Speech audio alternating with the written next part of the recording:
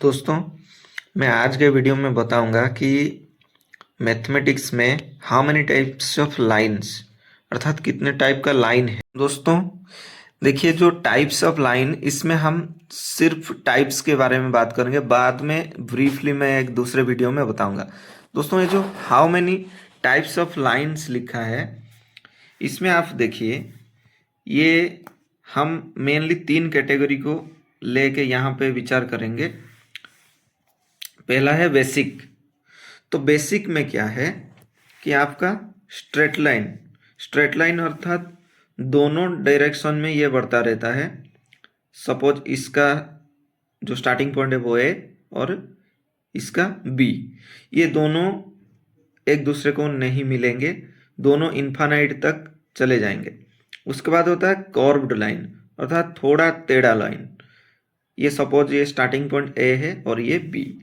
Line segment अर्थात किस line का बीच का हिस्सा सेगमेंट, दोनों ही एंडिंग पॉइंट है ए और बी। रे, इसका एक स्टार्टिंग पॉइंट होता है लेकिन ये आगे चलता चला जाता है इन्फानाइट तक। सपोज स्टार्टिंग पॉइंट ए है बी। तो हम लाइन में तीन कैटेगरी देख रहे हैं, एक है बेसिक, दूसरा ओरिएंटेशन और तीसरा दूसरे लाइन के प्रति इसका रिलेशन क्या है उस हिसाब से। तो बेसिक के हिसाब से ये है चार तरह का, सॉरी यहाँ पे डी लिखना है। बेसिक अगर आप देखेंगे तो ये चार टाइप का है। ओरिएंटेशन के हिसाब से तीन टाइप, और अगर दूसरे लाइन के हिसाब से इसे कैटेगराइज करेंगे तो उधर पांच तरह का है। तो पहले हमने क्या देखा कि बेसिक में चार तरह का है।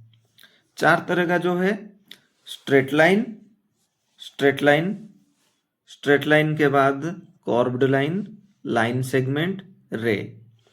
कुछ कुछ स्कूल में टोटल 8 बता देते हैं अर्थात स्ट्रेट, कॉर्व, इधर से हॉराइजॉन्टल, फिर वर्टिकल, यहाँ से परपेंडिकुलर, इंटरसेक्टिंग लाइन और ट्रांसवर्स। इतनों को मिला के वो 8 लिख देते हैं। लेकिन हम यहाँ पे क्लियर कट जानेंगे कि एक्चुअल में कितने तरह का पॉसिबिलिटी हो सकता है लाइन को लेके। अगर ओरिएंटेशन के हिसाब से हम देखेंगे तो हॉराइजॉन्टल लाइन, एक्स एक्सिस हम बोल सकते हैं अर्थात लेफ्ट से लेकर राइट तक। उसके बाद आता है वर्टिकल लाइन, अप से डाउन, ये वाई एक्सिस भी आप बोल सकते हो। उसके बाद होता है डायगोनल आप किसी भी चतुर्भुज के अंदर आप देख सकते हैं, चतुर्भुज हो या पंचभुज हो, किसी में भी आप देख सकते हो। जो अंदर वाला ये जो लाइन है, दो एंगल के बीच में कनेक्शन जैसा काम करता है, ये है डायगोनल। तो दोस्तों, ये आपका ओरिएंटेशन के हिसाब से तीन कैटेगरी, एक हो गया हॉराइजॉन्टल लाइन लेफ्ट से लेकर राइट तक, वर्टिकल लाइन अप से डाउन, और ये डायगोनल अर्थात किसी भी दो एंगल के बीच में जो लाइन जा रहा है, डायगोनल।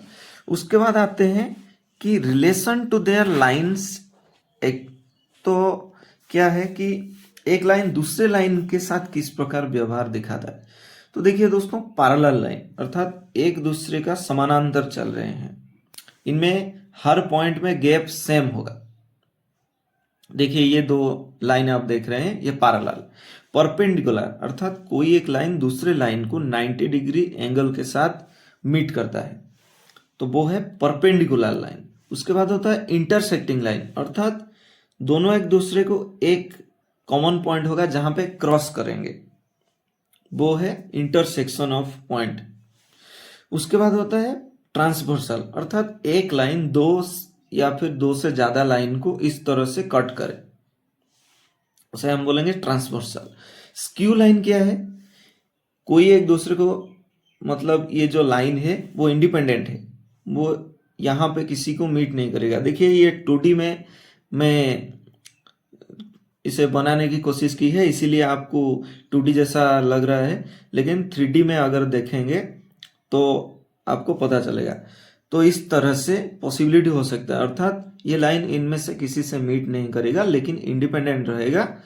इस लाइन को स्क्यू लाइन बोलते हैं हम, ये इंडिपेंडेंट है। इसे अगर 3D में देखेंगे तो ही समझ में आएगा, 2D में इसे पता नहीं चलेगा। तो ओरिएंटेशन के हिसाब से हमने 5 कैटेगरी देखे। पैरेलल लाइन, एक दूसरे के बिल्कुल समानांतर चल रहे हैं।